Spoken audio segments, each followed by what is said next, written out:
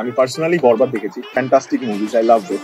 হলে গিয়ে দেখা হচ্ছে কেমন মুভি, মানে এগুলা কখনোই মানে নট ফর মানে কি বলবো ওটিটি প্ল্যাটফর্মে পরে আসবে আমি ওয়েট করবো না, আমি ফিল্ম দেখবো গিয়ে টিকিট কেটে। বরবাদে যে ফ্যান্টাস্টিক কাজ করছে এবং আমার কাছে মনে হচ্ছে বরবাদে ওখানে শাকিব খান ছাড়া আর কেউ মানে মানে অন্য কেউ দাঁড়ালে ওটা ভালো লাগতো না।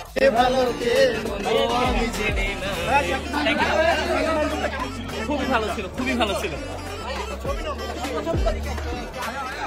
আমি গাবো আমি এটা দেখে বের হয়ে যাবে, আমার টাইম শর্ট আছে। ভাই কেন বিয়েটা করলাম? শাকিব খানের নায়িকা হতে হলে তার বউ হতেও রাজি। আমরা মনে হয় মানুষ এই সকাল 6টার থেকে দাঁড়িয়ে একটা ছবি দেখার চেষ্টা করছে, মানে ছবিটা কতটা ভাইরাল হয়ে আছে। দেখুন, ভালো সিনেমা যখন দেখতে হয় না, আমরাও মাটিতে বসে ছবি দেখি। Shakib is a wonderful guy and আমার ওর কাজ বেশি দেখার সুযোগ হয়নি, but I know he is a superstar, he is a big star. Violence টাইমে শাকিব ভাইয়ের অ্যাগ্রেসিভ মুভগুলো কেমন ছিল? জোস, খুবই সুন্দর, অসাধারণ ছিল। আর শাকিব ভাইয়ের লুক, আপনার ড্রেস আপ, গেট আপ, এই জিনিসগুলো মানে একটু কি আলাদা মনে হয়েছে বিগত মুভিগুলো থেকে?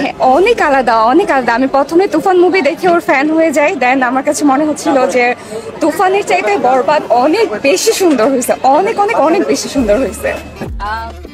ভালো লাগছে ডেফিনেটলি। দেখো এটা তো এটা এমন একটা অনুভূতি যেটা অ্যাকচুয়ালি কথায় প্রকাশ করা যায় না। অনেক জায়গায় অনেক ভাবে প্রকাশ করার চেষ্টা করেছি, কিন্তু কখনো সফল হয়নি।